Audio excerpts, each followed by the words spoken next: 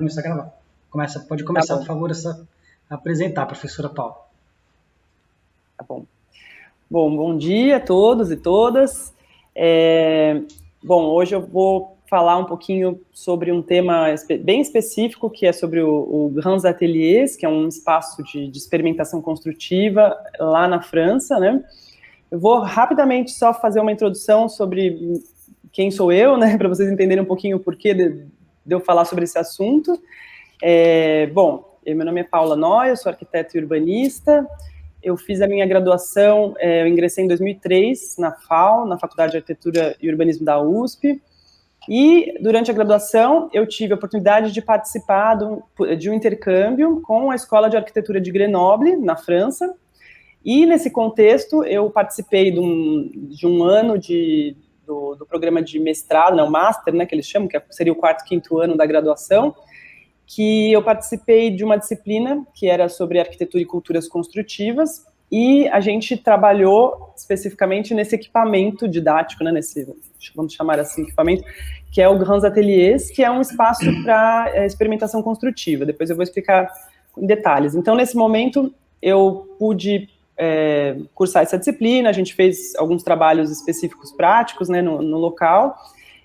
Depois eu retornei para o Brasil, terminei meu trabalho final de graduação, também um pouco sobre essa questão da cultura construtiva, especificamente eu trabalhava com o Vale do Ribeira, então eu trabalhei bastante a questão do bambu, que é uma cultura construtiva local.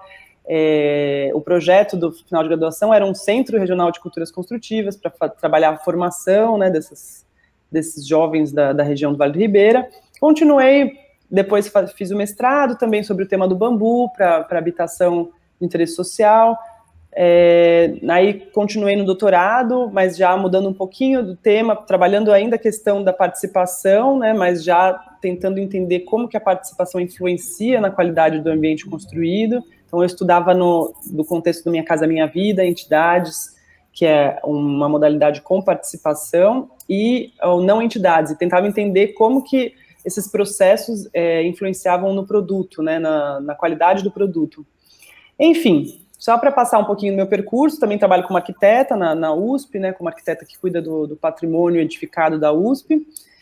E aí hoje eu vou falar um pouquinho mais aprofundado, assim, vou fazer uma introdução geral sobre o Grands Ateliers, contar um pouquinho como que ele funciona, falar um pouquinho dos espaços físicos, dos equipamentos, e passar bem rapidamente sobre a minha experiência, um pouco da minha percepção, assim.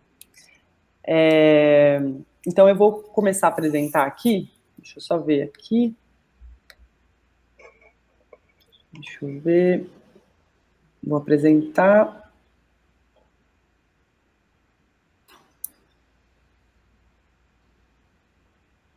Deixa eu ver aqui. Acho que já foi, né? Vocês estão enxergando? Sim, estamos vendo. Então tá bom, deixa eu só ver aqui. Pronto. Ai, tô com um probleminha aqui de um negócio que tá dando pau aqui. Deixa eu só tentar fechar para não atrapalhar vocês.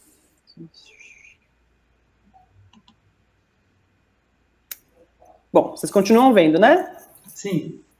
Tá, deixa eu voltar aqui. Bom, então, vou falar um pouquinho do Grands Ateliers. O Grands Ateliers é um edifício, né, um espaço físico que é como se fosse... Ai, tá pulando aqui, tá atrapalhando, né, vocês?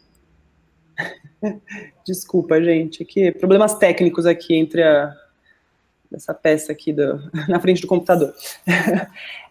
Então, é um edifício, um espaço físico que ele é um equipamento que serve uma série de instituições, né, para trabalhar a questão da experimentação. Então, eu vou passar rapidamente algumas fotos e vou explicar com mais detalhes, né.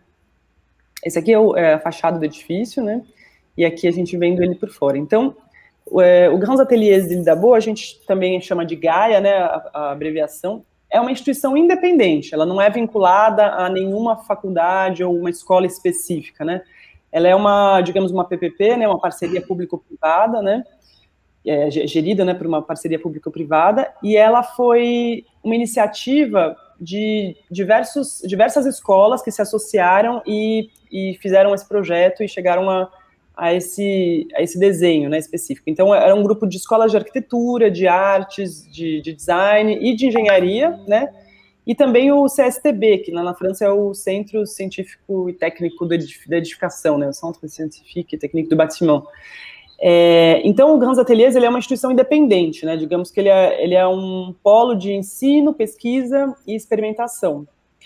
Então, ele tenta aliar aí, tanto a indústria da construção, né, a parte de pesquisa e a parte do ensino mesmo, né, tentar apresentar essas questões aos alunos. Então, aqui a gente tem algumas das escolas que fizeram parte da fundação, e hoje a rede ela se ampliou muito mais. Então, tem mais escolas do território francês que se interessaram e se associaram. Então, uma das principais é a Escola de Arquitetura de Grenoble, essa que eu fiz o intercâmbio, né, que eu comecei falando, mas tem a Escola Nacional de Arquitetura de Lyon, tem a de Saint-Étienne, de Clermont-Ferrand, que são todas escolas da região ali, né, Montpellier também, que é um pouco mais para o Mediterrâneo, aí tem Malaquais em Paris, tem a Escola de Belas Artes de Lyon, Escola de Arte e Design de Saint-Étienne, Escola de Arte de Grenoble, o INSA, que é um instituto de engenharia também, e o CSTB, o ENTP e o CSTB, né, que é esse centro da construção. E aí, a localização, ele está estrategicamente localizado, não sei se dá para ver direito no mapa, mas entre Grenoble e Lyon, na região do Rhône-Alpes, né, então ele fica em Villeneuve, que é no departamento de Isère, na França.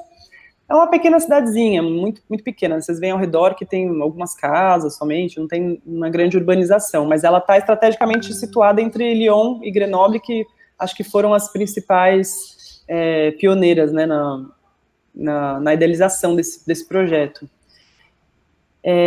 Bom, então, o Grands Ateliers ele seria o quê? Um equipamento pedagógico, né, que tem o intuito de realizar essas atividades tanto científicas quanto pedagógicas, que aproximem o aluno desse universo da construção, né? Então, entender a questão da produção material do espaço físico baseado na experimentação construtiva. Aqui eles definem também, assim, como uma plataforma, uma plataforma que reúne todos esses atores da construção em um único local. Então, a indústria, profissionais e os estudantes, porque realmente tem um apelo da indústria grande lá, que, enfim, que é presente, né? Acho que eles têm uma outra situação de industrialização da construção civil, então tem uma série de indústrias que se aproximam dos estudantes para mostrar os produtos, para testar, enfim. Assim como tem outros trabalhos que não. Então depende muito do caráter pedagógico que a escola, o professor ou a disciplina estipulem, né? Então a gente vê de tudo, né? Então, assim, a pedagogia principal que criou esse espaço é uma pedagogia que enfatize o contato físico com a matéria, né? Então, você amparar esse contato com uma série de suportes técnicos que possibilitem que o aluno possa explorar isso de todas as maneiras que ele queira, né? Então, a gente tem uma estrutura física e de equipamentos muito boa, muito ampla e que realmente permite, enfim, o céu é o limite. E acredito que muitas das demandas também podem ser incorporadas na modificação desse espaço, né? Então, aqui mostrando só também aqui um exercício, né, mas que visa essa experimentação prática na escala 1 para 1. Então, é uma aprendizagem da concepção baseada na experimentação, não uma concepção distante dessa experimentação, uma concepção só ali na prancheta, né? Uma concepção já na execução. É uma outra forma de você pensar a concepção de arquitetura, né? E de design, enfim. Então, quem foi que solicitou esse espaço, né, do Grands Ateliers? Existiu essa articulação de um projeto entre as instituições, mas o contratante que, enfim, solicitou especificamente foi o Ministério da Cultura, né, que no caso, as escolas nacionais lá, elas são todas geridas pelo Ministério da Cultura, não da Educação, as escolas de arquitetura, né, isso que é engraçado, elas nunca fazem parte das universidades, elas são escolas nacionais vinculadas ao Ministério da Cultura. Então, foi o Ministério da Cultura, Direção de Arquitetura e Patrimônio, junto com essa Direção Regional de Assuntos Culturais, o DRAC, da região de Rhône-Alpes, que foram os contratantes desse projeto. E o projeto do Grands Ateliers, ele foi desenvolvido por um escritório que chama-se Lipsky Rollet, no qual um dos sócios, né, é o professor Pascal Rollet, que é um professor da Escola de Grenoble, um professor que foi, inclusive, um professor que eu tive contato durante esse período. Então, ele já, enfim, já vinculado ao projeto pedagógico e político da escola, ele já foi a própria pessoa que desenhou, né, que fez os projetos para esse espaço. Enfim, aí eu vou mostrar bem rapidamente aqui, um pouquinho, tá em francês, mas, enfim, eu vou passar só alguns espaços principais.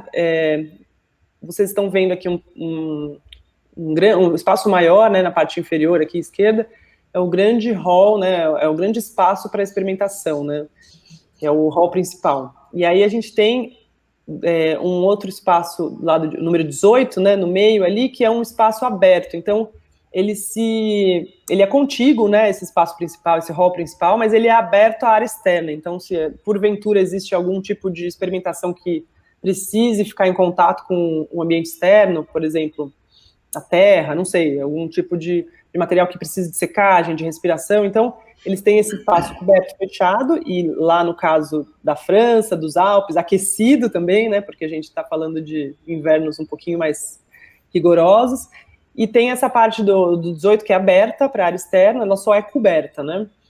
E tem ali, à direita do 18, tem o 3, que é um espaço de exposição, né, um hall de exposições que em continuidade ali para as exposições que tenham que ser feitas. Depois eu vou falar mais para frente de festivais que eles também fazem. Aí em cima, do lado de cima esquerdo, número 4 e 5, são as áreas de ateliê de usinagem. Então é onde a gente tem as serras de maior porte, os equipamentos que são fixos, né, assim, para beneficiamento, sobretudo de madeira, né, que eles trabalham bastante, mas de diversos materiais. Aí do lado 6 a gente tem o sanitário, 7 ali do lado enfermaria. Não sei se vocês estão conseguindo ver direitinho, gente. Estamos vendo. É que eu não consigo apontar, né? Mas enfim. Aí do lado 8, à direita também tem a cafeteria, né? O espaço que a gente almoça, a gente prepara as nossas refeições e come junto. E a parte de cima ali, 20, 21, são áreas de preparação e de depósito, né, de materiais. Então, muitos materiais chegam por ali, são estocados, são armazenados até a realização das atividades, né, quando tem alguma escola que, enfim, reserva o local.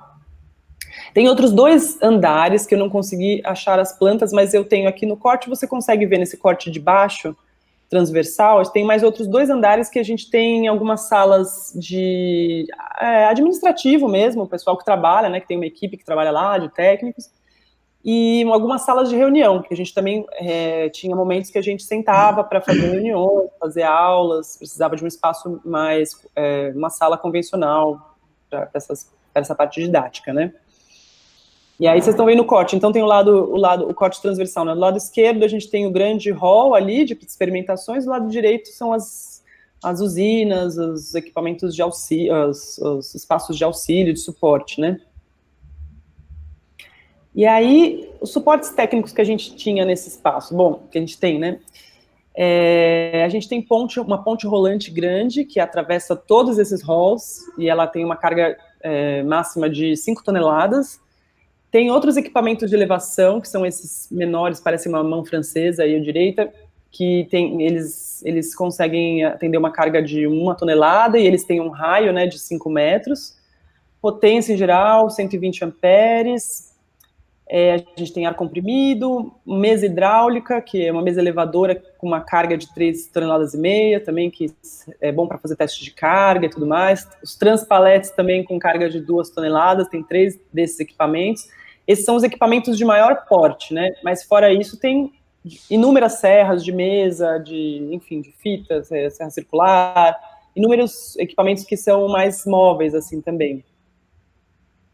E os suportes espaciais, né, que eu falei, o grande hall principal, que vocês estão vendo aí, que é bem grande. Esse hall externo que eu falei, né, que é um hall que não é fechado, não é aquecido, que ele tem uma ventilação, né, com a área externa.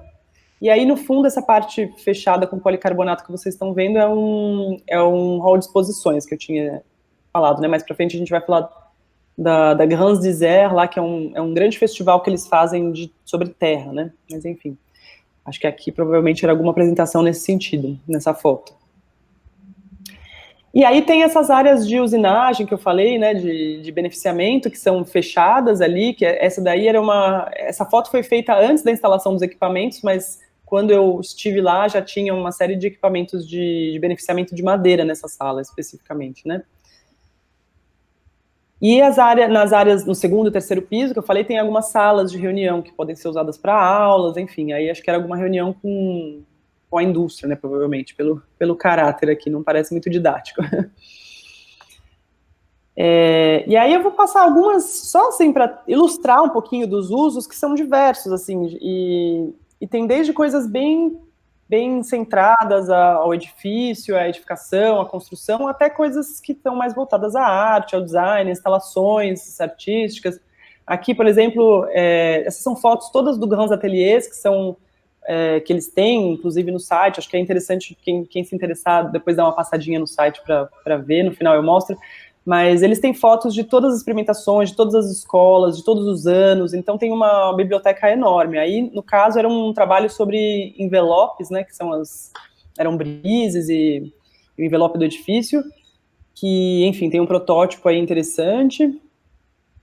Aqui a gente vê um trabalho de estruturas infláveis, não, como que foi? Me deu um branco agora.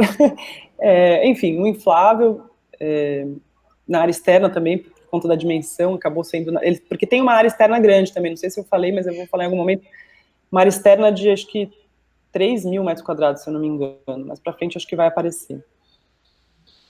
Aqui também um trabalho de uma torre iraniana, também trabalho com terra e outros materiais, na parte aberta do hall, né? Aqui trabalhos diversos com bambu, cerâmica, né, terra cozida.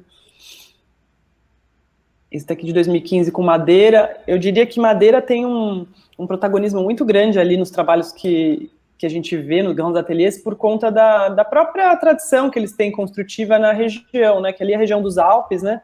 Então eles têm bastante conhecimento, a gente fez bastante visita em centros de construção, algumas obras e indústrias de madeira. Então, tem bastante coisa, a gente vê bastante coisa interessante com madeira por lá. E aí tem instalações de artísticas também, das escolas de arte, né, escolas nacionais. Aqui outras também instalações. Esse aqui acho que aparece logo no começo também da escola de Grenoble, que era um trabalho inicial de curso. Outros trabalhos com amarrações, com estruturas diversas, enfim, acho que aí fica realmente muito amplo e dependendo de cada orientação, de cada currículo, de cada projeto pedagógico, de cada escola, enfim, é uma variedade muito grande. Aqui mais um. Aqui um pouco de instalações também. Trabalhos com fibras e outras...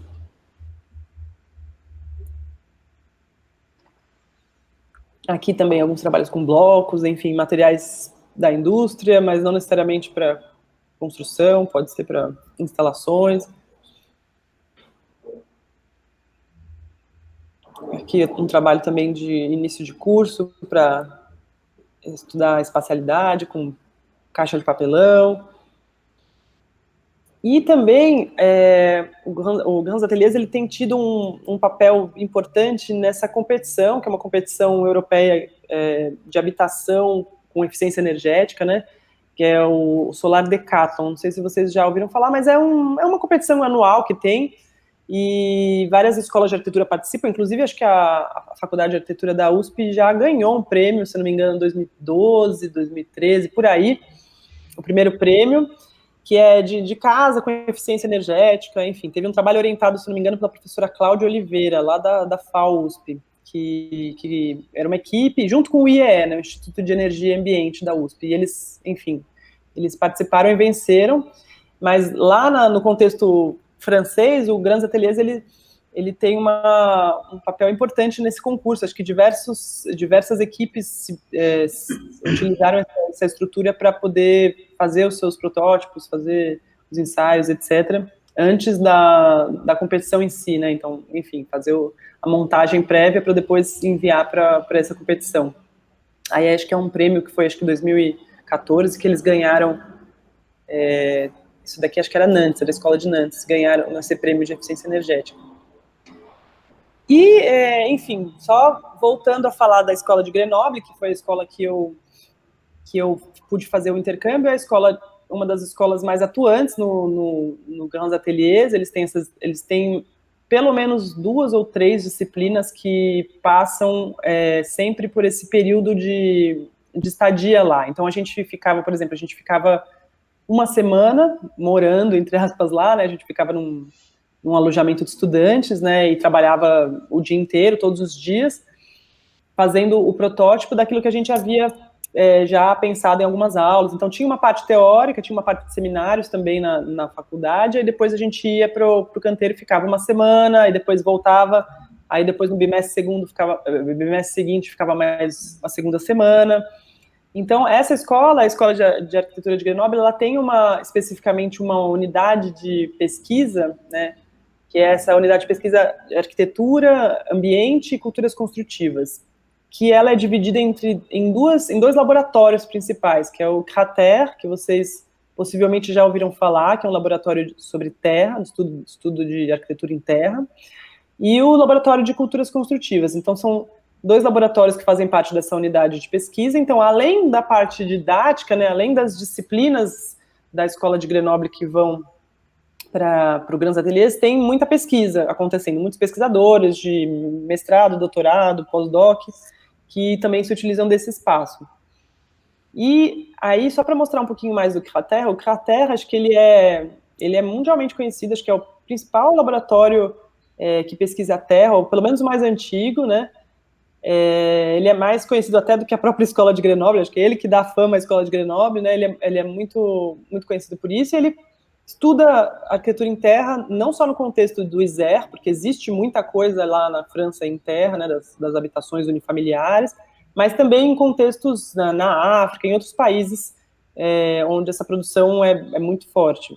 Então, o CRATER, ele se utiliza bastante desse espaço. Antes de existir o Grands Ateliers, que ele é de 2011, o CRATER, ele se utilizava do subsolo da faculdade de arquitetura ali, que era meio que um estacionamento que virou o canteiro deles ali, né? Então, para eles foi um ganho muito grande ter esse espaço.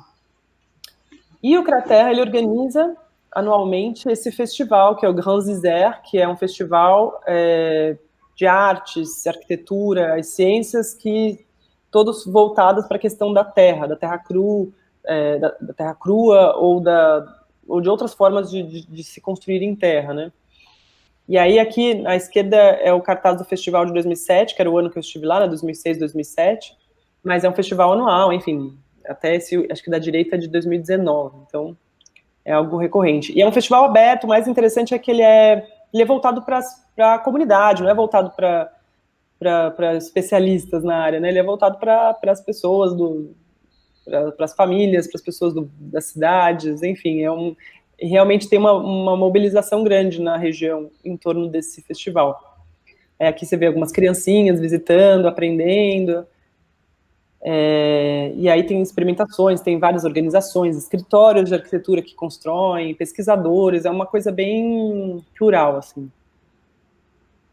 Aqui algumas técnicas com a terra, enfim, com palha, uma taipa de pilão. Reúne bastante gente da área e bastante gente que não é da área também. E aí eu vou falar um pouquinho, assim, bem do que eu lembro desse período que eu estive lá, que foi um pouco do relato do que eu participei, né? Eu tive duas disciplinas que eu fiz, né? A primeira disciplina era de arquitetura e culturas construtivas, que era a disciplina com o professor Pascal Rollet, né, que eu falei, que era a disciplina principal, digamos assim, do Grands Ateliers lá em Grenoble. E eu tive também participei de outra disciplina, que era uma disciplina mais voltada ao meio ambiente, era arquitetura e design sensível ao meio ambiente, que no caso a gente trabalhava muito os envelopes, acho que eu até mostrei um protótipo ali de um envelope, a gente trabalhava o envelope externo da construção, então o contato do edifício com a área externa.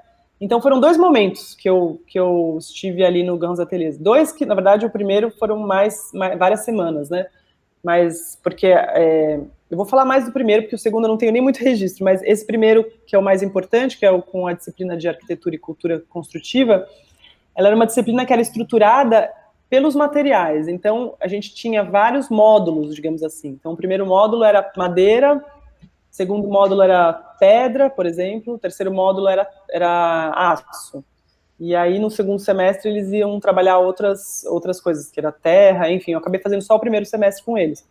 Então, aqui eu vou mostrar um pouquinho a experiência que a gente teve com a madeira. A gente pesquisava, fazia uns seminários e apresentava alguns projetos, porque o tema daquele ano era o habitat leve e ecológico, uma coisa nesse sentido, vai traduzindo. Então, era sempre voltado à questão da habitação, a gente fazia algumas propostas, mas aí teve esse encontro, essa semana específica, que eu vou começar a mostrar algumas fotos, que era uma semana para experimentação. A gente não tinha quase projeto, a gente chegou lá e começou a criar, dividiu-se em alguns grupos, e o professor falava, você vai trabalhar um pouco mais com a questão dos empilhados, você vai trabalhar mais com a questão das lâminas de madeira, você vai trabalhar mais com a questão você vai trabalhar com vigas. E aí a gente ia meio que criando, não tinha muito projeto, era uma coisa muito, muito legal, que a gente ia desenhando ali no próprio canteiro mesmo, e ia criando, já ia pregando, parafusando, desparafusando, era uma coisa muito, muito interessante, que eu nunca tinha trabalhado dessa forma, assim, sem projeto nenhum, sabe? Mas esse foi o primeiro contato, né? Então, a primeira aproximação. Aí, nesse caso, vocês estão vendo nessa foto aqui, já dá para ver, mais ou menos, são 3 grupos, né? Tem um que está empilhando aqui as madeiras, do lado direito embaixo. Aí, do lado central, tem algumas lâminas triangulares, também tá trabalhando com chapas finas de madeira. E lá no fundo tem uma grande viga ali, que parece um barco, que era a equipe que eu fiz parte, né, que era a grande viga que a gente tinha que fazer para vencer um vão X. Enfim, e a gente ia lá, começou a fazer essa viga, fazendo os travamentos, estruturando, fazendo testes, era realmente algo muito experimental, cortava coisa que não dava certo, tirava, punha de novo, foi uma coisa muito, assim, tudo de uma maneira muito leve, todo mundo conversando, trocando, ouvindo música, uma coisa muito interessante. E aí, no final, a gente tinha que conectar todos esses trabalhos, né, esses grupos, né, tinha esse grupo da esquerda aqui que a gente está vendo circular, ele era um grupo que estava fazendo um baobá, que era uma árvore, coisas, enfim, que foram surgindo ao longo do processo. Esse da direita era só com madeira empilhada e amarrada, né, não sei se vocês estão vendo, com uma fita. Então não tinha nenhum tipo de perfuração, de cola, era só os próprios perfis empilhados e amarrados. Então cada um tinha meio que um desafio, que era meio colocado ali na hora. O professor sempre instigando bastante a gente. O professor, nesse caso, era o Bruno Marielli, que era um especialista em madeira. Ele era um prático, né? Ele tinha um escritório de arquitetura, construía bastante madeira, mas também dava esse estúdio pra gente, né? Esse módulo do estúdio. Enfim, aí no final a gente foi juntando esse grande Frankenstein aí de projetos, né? E aí essa aqui é a foto final da montagem, então tinha a concha, a flor de lótus lá em cima, trabalhando com a tensão da própria lâmina, o baobá, que era essa árvore, o outro também com lâminas dobradas lá no fundo, estruturando um pilar, a gente fazendo a viga. Essa viga, inclusive, teve gente que andou em cima dela, não era muito, a gente não era muito correto do ponto de vista de segurança do trabalho, mas enfim. E aí, no final, a gente fazia teste de carga, inclusive, a gente colocou, com o Transpalette lá, colocou um peso específico, eu não lembro qual foi a carga que rompeu, enfim, mas a gente fez todo esse percurso. Esse foi o primeiro momento de experimentação com a madeira. Depois tiveram outros módulos, infelizmente eu não tenho foto de tudo, a gente fez um módulo de pedra, porque tinha um arquiteto, o Gilles Perrodin, que trabalhou com a gente, que ele era especialista em pedras, também ele trabalhava com pedras enormes, e estruturalmente, era uma coisa muito bonita o trabalho dele, recomendo pesquisar também. E esse módulo que eu vou mostrar um pouquinho agora era o módulo do aço. E apesar de ser o módulo do aço, a gente se dividiu em equipes, nem todos trabalharam com aço, então a gente tinha essa proposta do do habitat, da habitação leve, né? E a gente tinha esse projeto que era a habitação do artista, né? Aí aqui a gente tem a estrutura, a equipe que fez a estrutura, então tinha as marcações, as soldagens, realmente era um trabalho bem mais preciso, né, quando a gente fala nisso, mas foi bom porque ele foi meio que o último módulo, então a gente já estava um pouco mais familiarizado com o contexto do Grands Ateliers, né. E aí tinha a montagem, aqui a gente fez os cortes, as soldas, as furações e a montagem, né, dessa estrutura da casa do artista, que depois foi sendo complementada com alguns itens da construção. Então, cada um desses itens era uma equipe, né? Então, tinha o plancher lá, que era o piso, né? O piso e a própria, não é bem, a estrutura do piso, né?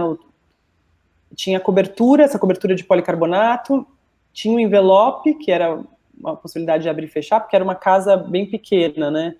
Então, ela tinha que abarcar desde os usos residenciais até o uso do ateliê do artista, enfim, tinha todo um projeto. Esse daí teve mais tempo de projeto, esse aí foi realmente um projeto, não foi só uma experimentação, assim, como a primeira da madeira, né? Depende muito do professor, né? Nesse caso era o professor Rolê, o próprio professor que projetou, né, o Grands Ateliers, que estava conduzindo esse trabalho.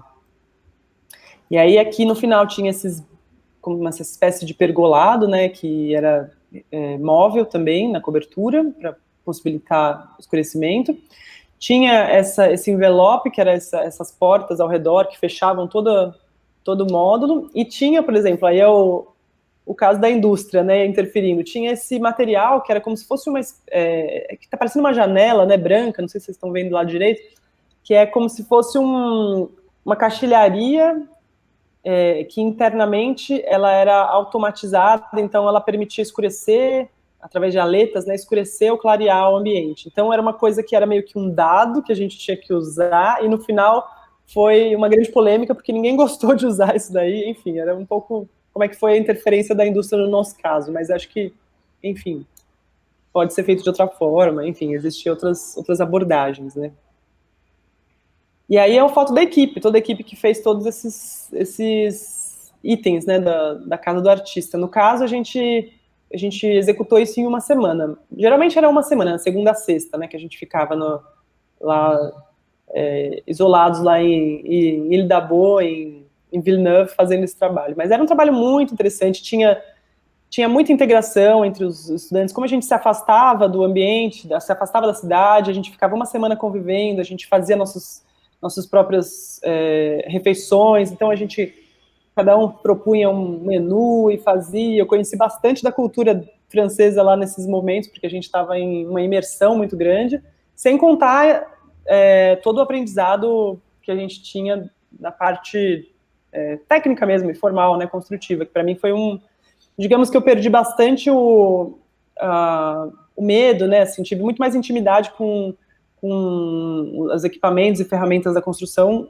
nesse momento, até porque eles têm uma educação, eles têm uma relação com a construção que enfim, eles têm o termo bricolagem, né, que para eles é um lazer, então eles realmente têm uma familiaridade com construir desde sempre, o que nem sempre acontece aqui, dependendo do contexto social que você vive aqui no Brasil.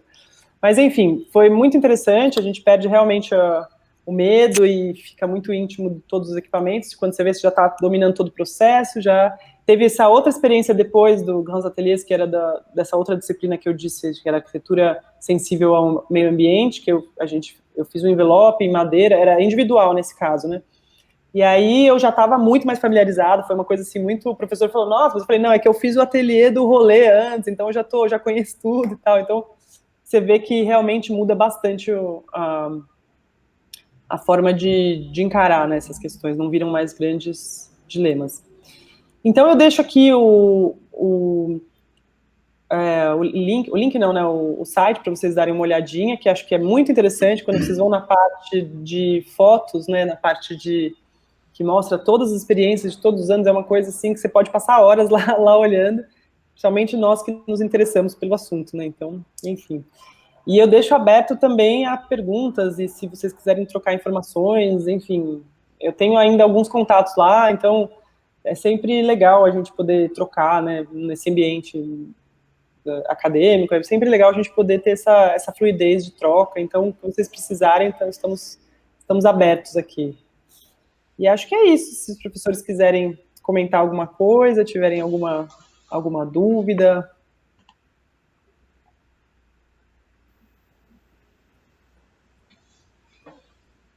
Muito legal, gostei muito de conhecer. É uma estrutura bem estruturada, até vou falar, quer dizer, eles têm, de fato, uma instalação bem completa, né? Eu acho que teve investimento importante nisso para montar isso aí. Eu não entendi alguma coisa. Esse edifício, ele é de 2011, você falou? É isso? Desculpa, eu acabei não colocando, eu achei que eu tinha colocado na apresentação, ele é de 2011, a conclusão. Você não tinha, esse edifício não tinha, na tua época que você foi lá de... Desculpa, 2002, não sei porque eu tô com 2011 na cabeça, 2002, desculpa. Então, você já conheceu o edifício, já tá. Foi um lapso, foi 2002, ele era relativamente recente quando eu cheguei, tava bem assim, tinha o quê, 4 anos, né? Então, acho que eram as primeiras turmas, né? Eles estavam ainda, estava tudo novo, tudo impecável, mas eu acredito que isso se mantenha, porque tem um grande interesse ali, né, da indústria também. A indústria é uma das bancadoras desse espaço, eles participam para a manutenção dessa instalação desse equipamento aí? Eu não sei se hoje, assim, eu sei que o investimento inicial não veio da indústria, ele foi um investimento realmente público nesse sentido, mas eu não sei, hoje por ser uma parceria público-privada, eu acredito que para manter esse espaço, com certeza tem investimento externo, né? Até porque eles estão lá, vira e mexe com produtos, levando os produtos para serem experimentados pelos estudantes, então eu acredito que para manutenção deva ter, sim. Tá. Eu acho que a manutenção é uma questão, né? Não é só fazer o edifício, é manter, né? Sim, com certeza. Uma coisa que também chama atenção, toda vez que tem eles, eu acho que a cada semestre, a cada ano, eles ocupam todo esse espaço do salão, né? Desse salão de experimentos. Eu vi até aquelas caixas de papelão. É muito material. Quando acaba, eles desmontam tudo. E aí guardam tudo. E aí teve um exemplo que era da Torre Iraniana, que você falou. Aquilo parecia que estava construído para ficar ali, né? Mas como é que é a desmontagem desse espaço todo, de tudo que é colocado lá? Então, legal essa pergunta, porque realmente é uma prática bem diferente da que a gente, pelo menos, tem lá na Faculdade de Arquitetura da USP, né? Lá a gente costuma deixar alguns exemplos, até para o espaço ser já didático por si só, mas lá, por ser um espaço de uso coletivo, de diversas escolas, digamos assim, eles tinham esse compromisso de desmontagem, a gente tinha esse compromisso de desmontagem, e tinha um fim muito específico para cada um dos materiais. Agora eu não consigo lembrar exatamente, mas tinha coisas que tinha um espaço de reciclagem, tinha coisas que tinham um espaço de coleta de resíduos, que nem madeira, por exemplo, que provavelmente vai para outro tipo de uso, mas eu lembro que tinha essa preocupação muito grande de, no tempo da experimentação, incluir o tempo da desmontagem. Então a gente tinha que garantir que esse espaço estivesse livre e desimpedido para que outras experimentações fossem feitas. No caso da Terra, eu imagino que deva ser bem mais complexo que nem da Torre, porque, enfim, não é... Isso, esse momento também da desconstrução, da desmontagem desse e do aproveitamento, do encaminhamento desse material utilizado. Então, e o registro do trabalho feito é mais um registro fotográfico, gravado, quer dizer, não é um registro físico como é no canteiro da FAU, né? Exatamente, é um espaço, é um trabalho efêmero, né? Uma coisa que tem começo, meio e fim. Acho até tem um lado interessante, tem um lado de perda, né? Porque a gente não tem esses exemplos ali, mas tem um lado interessante também da gente pensar o ciclo como um todo, né? Até na hora de desmontar, a gente saber onde vai as coisas e para onde está indo, né? Enfim, aquilo que a gente está gerando, acho que faz parte do projeto também a gente pensar no depois, né? Interessante, uma grande preocupação que se tem mesmo. Sim. Uma outra pergunta que eu ia falar. Só para eu entender, o Sérgio Ferro está lá, você chegou a ter contato com ele, ele faz parte desse Grandes Ateliê, ou ele é do Grenoble, ele, não é? Então, ele está...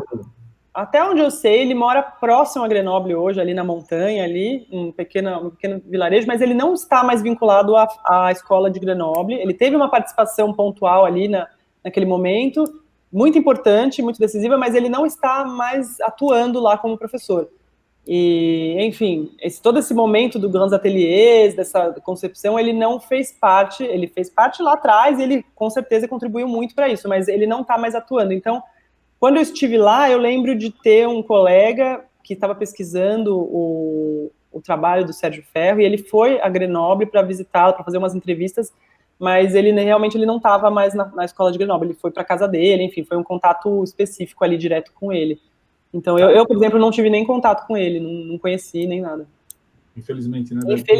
Infelizmente. Imagino que sim. Então, assim, mas ele teve um ciclo ele teve um período que ele atuou bastante na escola de Grenoble. Pelo que eu quero entender, eu estou deduzindo, não sei, agora eu queria que você até me falasse melhor. A atuação dele foi, inclusive, foi uma prévia do que seria esse Grands Atelier hoje, ou acho que ele atuou no Crater, talvez, não sei. Onde foi a atuação dele para que o que você encontrou lá foi... onde teve a mão dele nisso? Então, né? O que eu sei, assim, que é muito pouco, eu nunca me aprofundei realmente no trabalho do Sérgio, mas o que eu lembro é que ele trabalhou muito na parte teórica, porque a gente tinha essa parte prática que vocês estão vendo hoje, ela tinha uma parte teórica muito forte, a gente tinha um seminário que a gente tinha leituras muito complexas de filosofia, enfim, de diversas coisas que embasavam esse trabalho, né? Então, eu acredito que o Sérgio Ferro tenha atuado muito nessa base, assim, junto com outros professores lá, se não me engano, o Philippe Poitier, que hoje nem está mais em Grenoble também, acho que ele está em Versalhes, ou algum lugar no norte da França. Eu acredito que ele tenha feito muito essa parte teórica, muito forte, muito contundente, que eu acho que era um forte dele, e inclusive tem muitas publicações dele lá, eu lembro de ter na faculdade, até para venda, sabe, não era só na biblioteca, mas tinha muitas publicações que eram da escola de Grenoble, que eram assinadas por ele, mas eu acredito que todo esse movimento Grands Ateliers já é como se fosse outra geração, digamos assim, já meio que os netos, digamos assim, a consequência do trabalho dele, mas já indireta. Acho que tem várias questões que já fogem um pouco da parte teórica que era defendida pelo Ferro. Enfim, já mudou bastante um pouco o caráter. Mas eu lembro dele participar bastante dessa parte teórica dos seminários, assim. Tá, então provavelmente ele deve ter participado da formação Exatamente. Dele lá. Na parte conceitual e tudo mais, isso ele é da década de 70 que ele foi para lá, não foi? Eu acho que foi isso, acho que até a década de 80 no máximo. Chico talvez saiba, não sei exatamente. Acho que podemos aprofundar, até podemos perguntar para ele. Eu tenho tido contato com ele recentemente. Legal. Podemos lançar uma pergunta aí para ele. Maravilhoso. melhor pessoa. Eu acho que ele sabe mais, ele está escondendo a informação, sabe mais do que a gente. Legal. Só para fechar, você foi para lá como você fez o intercâmbio, mas você fez por sua conta. Quando você foi, como é que foi a tua ida para lá? Ou foi institucionalmente? E como eles recebem? Eles podem, por exemplo, os nossos alunos vão perguntar se são interessados. Como eles podem querer ir para lá? Tem um acordo de cooperação com a instituição? Sim. Qual que é a amarração disso? Então, dentro da instituição, da USP, existe esse acordo de cooperação internacional entre Grenoble e a FAUSP, né? É um acordo que é específico da faculdade, nesse caso, porque como é uma escola nacional de arquitetura, não tem outros cursos, é uma coisa entre FAU e École mesmo, não é entre USP. Então, nesse caso, eles promoviam anualmente esse intercâmbio, então traziam estudantes. Quando eu fui para lá, existiam estudantes franceses que vieram também para a FAUSP, então existia essa troca. Não, acho que é uma questão, primeiro, de promover essa troca, esse acordo de cooperação, não sei se já existe na instituição, na federal, mas promover primeiro isso. Depois, uma vez que isso é estabelecido, a gente não tinha nenhum tipo de custo como se diz, custo de curso, custo da instituição, a gente não tinha que pagar para fazer as disciplinas, etc. Não pagava absolutamente nada, assim como o contrário acontecia quando os estudantes vinham para cá. Existia o custo de instalação, enfim, que existem bolsas para isso hoje. Na época que eu fui não existia, né? Então eu tive que meio que me virar nos custos de vida, enfim, habitação, alimentação. Mas hoje existe inclusive bolsas da França, que podem ser destinadas a alunos brasileiros. Existem bolsas, se não me engano, bolsa da região de Rhône-Alpes, ali, que eles estimulam para mestrado, para doutorado, então eu acredito que dá para ver nesse sentido. Brasil agora está meio complicado, né? Acho que... bom, esse momento é... né? Vamos esperar passar tudo. Exatamente. Há um tempo atrás existia o Ciência Sem Fronteiras, né, que ajudava, tudo mais. Exatamente. Agora está meio complicado, mas acho que sempre dá para pensar em procurar fora também, porque eles têm bolsas lá fora que são destinadas a alunos brasileiros, a alunos latino-americanos, etc. Acho que dá para... Você teve a adição das taxas do curso, mas... Exatamente. O teu custeio de vida, de passagem, de moradia, de alimentação era por sua conta. Mas exatamente, nesse sentido eu trabalhei um pouco lá, eu trabalhei em escritório de arquitetura, tempo parcial para conseguir custear, tive um pouco de ajuda financeira dos meus pais também, no início, sobretudo, depois eu consegui me estabelecer lá, mas o que é importante falar também é que a França é um país, ao contrário de outros, né, muito... que oferece muita ajuda financeira nesse sentido. Então, eu morava, por exemplo, em habitação de estudantil, que era um custo muito barato relacionado a, se você pensar em aluguel, um aluguel convencional, era um custo muito reduzido. Então, eles ainda tinham mecanismos de ajudar ainda mais. Então, tinham a CAF, que era a Caisse d'Allocation Familiale, que eles também davam um incentivo financeiro. Você pagava o aluguel, eles devolviam o dinheiro de volta, uma parte do dinheiro de volta. Então, assim, tem a questão o bandejão, digamos assim, de lá, que era muito barato, então tinha um térreo do edifício que eu morava, então tem muitos fatores que facilitam nesse sentido. Lógico, hoje em dia, principalmente, se a gente for pensar nos custos em euro, piorou muito, né? Na minha época não era assim. Então, assim, são vários fatores, né? Tem que analisar conjuntamente qual que é o momento que a gente se encontra e qual Mas existe esse canal, quer dizer, isso, em algum momento é possível a gente estabelecer esse canal com eles também. Sim, eu acho que eles estão abertos, eles têm um fluxo muito grande de gente brasileira, de várias universidades, não é só da USP, tem a PUC de Campinas, eu sei que tem eu lembro que eu tinha amigos de vários brasileiros, né, que estavam lá, de vários lugares, não era só a turma lá da USP, não, tinha gente de vários lugares, acho que é uma questão de começar o diálogo, né? Começar o diálogo. A gente tem um intercâmbio, um acordo de cooperação com a Faculdade de Arquitetura de Lisboa. Legal. Até teve alunos que foram para lá, já tem 2 turmas que foram para lá. Esse ano ficou complicado, mas eu acho que criar um mecanismo similar para eles, então eles têm essa possibilidade, é bom saber. Sim, sempre os interessa bastante. Tem bastante francês de lá que vem para o Brasil, eles se interessam bastante. Legal. Bom, não sei, Chico, pensa aí, Thaís, agora dá a voz para você. Eu gostaria que a Paula falasse um pouquinho, né, ela já comentou aí, né, durante a explanação dela, mas dessa proximidade com os equipamentos e as ferramentas, mas a prática em si, né, porque o que acontece? Hoje, a gente sabe que tem muito preconceito, não por parte, acho que, dos alunos, mas, em geral, né, do pessoal, mas você vai lá pegar o equipamento, você vai cortar, você vai estar fazendo curso de pedreiro, aquela coisa assim, né?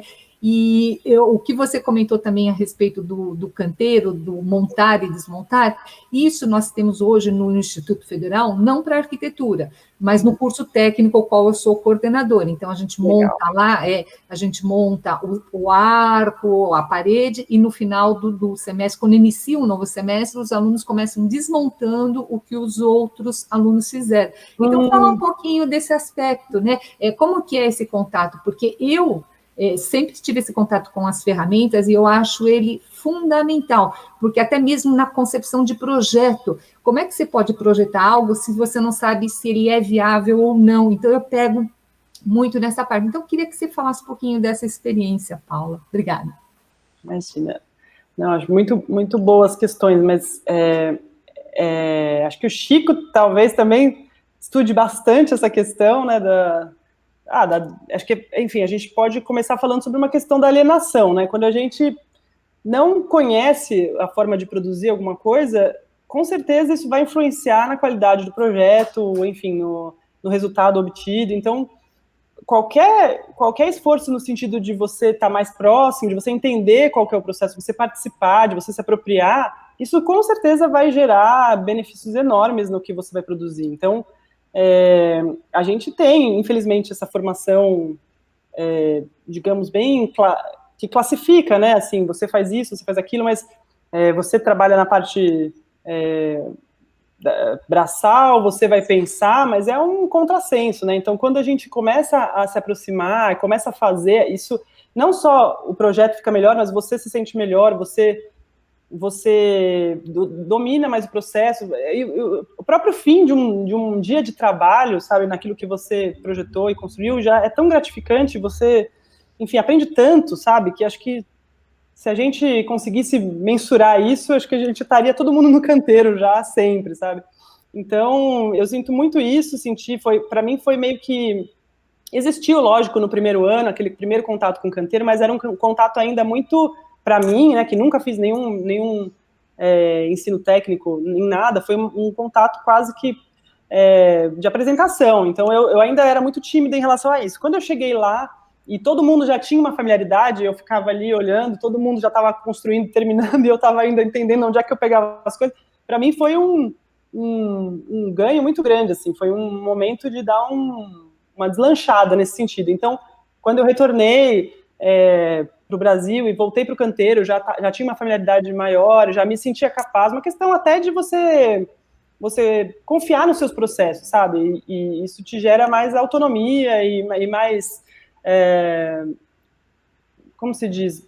Autoconfiança mesmo, de você entender que é aquilo que você está fazendo, sabe? De falar, não, eu sei o que eu estou fazendo, eu sei como funciona, eu fiz uma vez e deu errado, então já tenho uma bagagem acumulada. E isso foi fundamental para eu querer fazer um mestrado em tecnologia da construção, para eu querer fazer um protótipo, para eu não me sentir intimidada com a necessidade de fazer um protótipo. Foi uma decisão conjunta da banca, e a gente ficou discutindo muito se ia fazer, se não ia fazer. Eles falaram, não, vamos fazer. E aí, para mim, aquilo foi um momento de prazer, entendeu? Parar de escrever um pouco para fazer o protótipo, ficar 2 meses só construindo. Então, eu acho que é fundamental, acho que é uma coisa que a gente tem que... Enfim, existe na nossa sociedade todo um peso ali dessa cultura escravocrata, de achar que o trabalho braçal é algo ruim, e que, enfim, acho que quanto mais a gente bater nessa tecla, pior vai ser para todo mundo, sabe, para a sociedade como um todo, e a gente, como profissional da construção, tem que ir no caminho oposto, tem que falar, não, vamos, o canteiro é nosso amigo, a gente tem que se apropriar dele.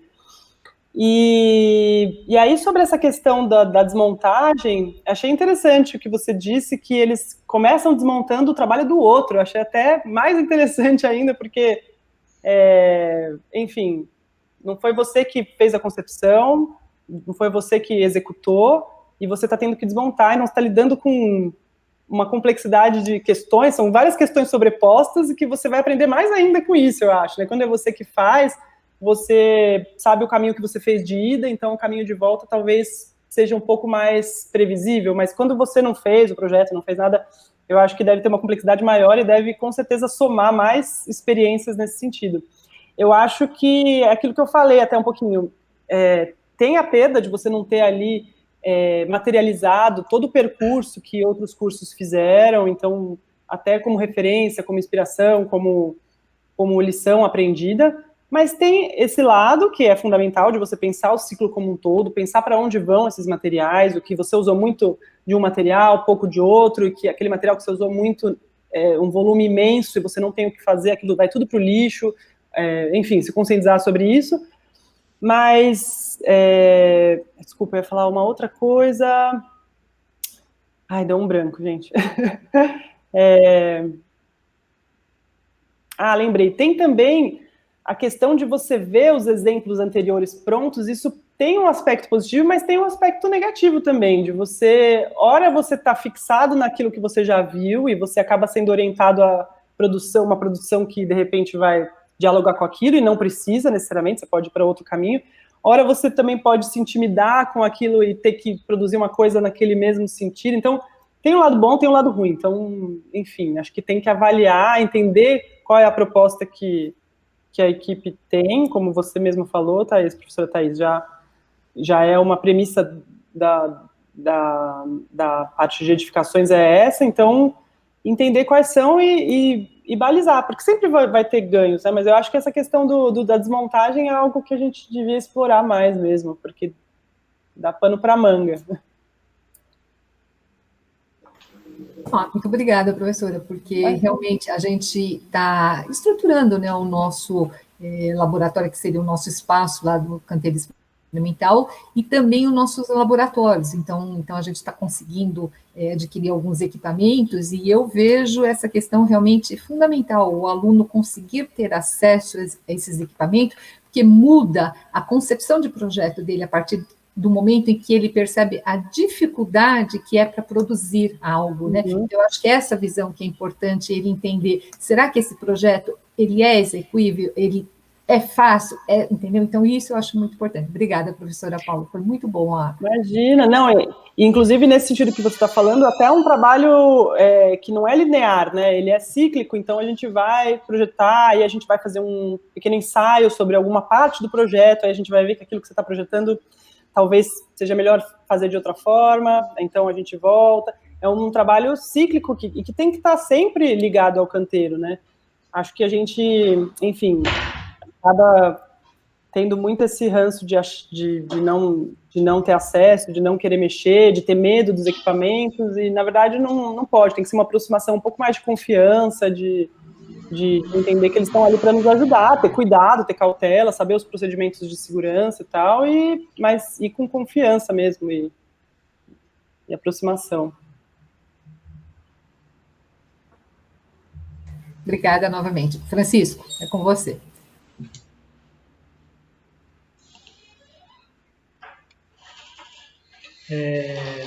Eu ia colocar aqui, assim, enquanto a sua apresentação incrível, viu, Paula? Muito, muito obrigado. A gente está, né, falando com diversos professores aqui do Brasil, né? Agora a gente foi à França, então a gente fala assim aqui do Brasil, né? E os relatos deles são dessa mesma área de atuação nossa, as questões próximas, estamos trilhando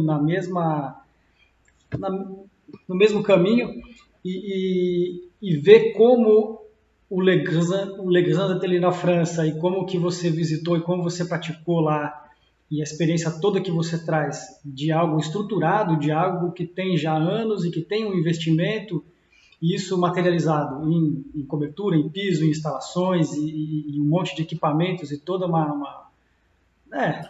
um fruto de bastante investimento mesmo, é muito importante. Não sei, acho que a gente estava vendo, né, professores aqui do Brasil que estão, assim como nós, lutando para comprar uma betoneira ou ter um espaço, e aí a gente, junto com os estudantes aqui da disciplina, ficamos tentando imaginar o que seria isso com recursos, como poderia ser um espaço desse, que de fato tivesse uma liberdade de ser colocado em prática, né, de forma até quase que ideal.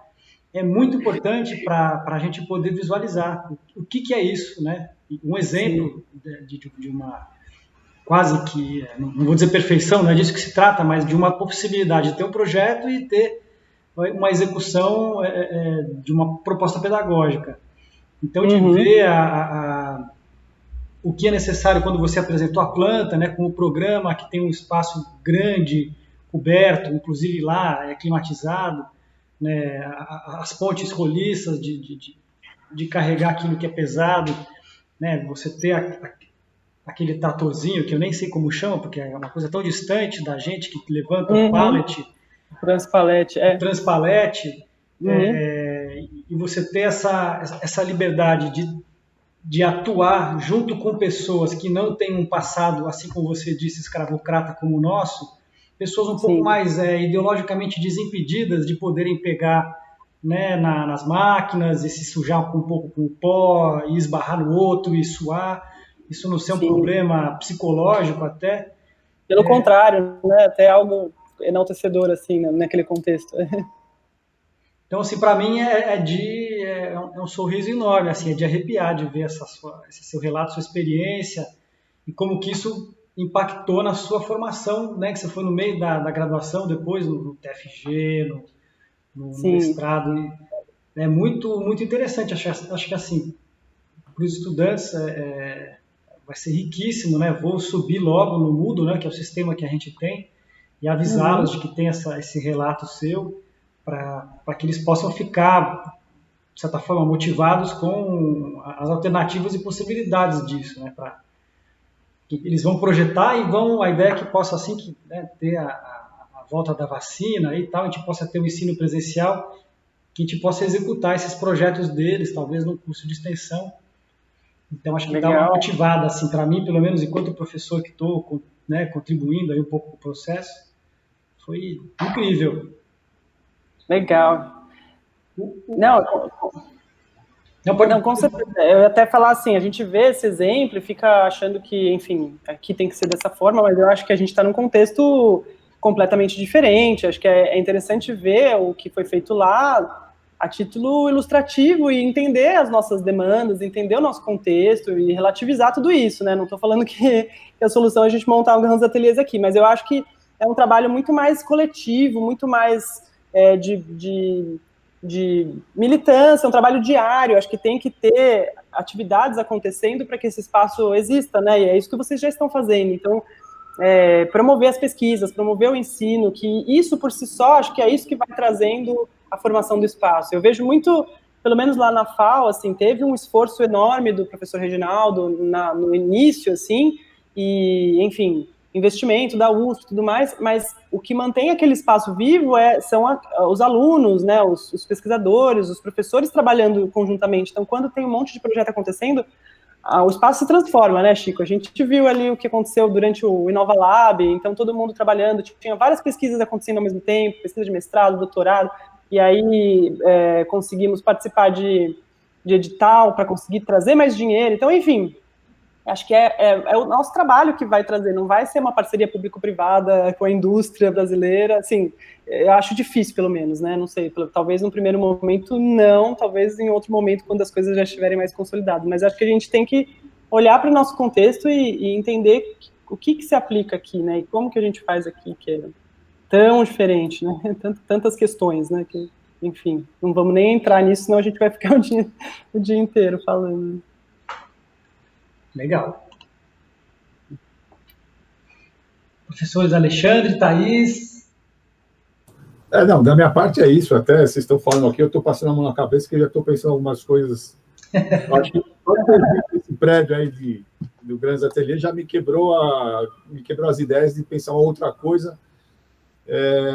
Não sei se isso é viável, não é? Quer dizer, viável até, mas não sei quanto isso é factível, né? Dentro dessa estrutura que a gente falou, dessa condição que a gente tem de conseguir verba, não conseguir, e você falou uma coisa que não dá para ficar pensando só no grande e esperar que isso aconteça, né?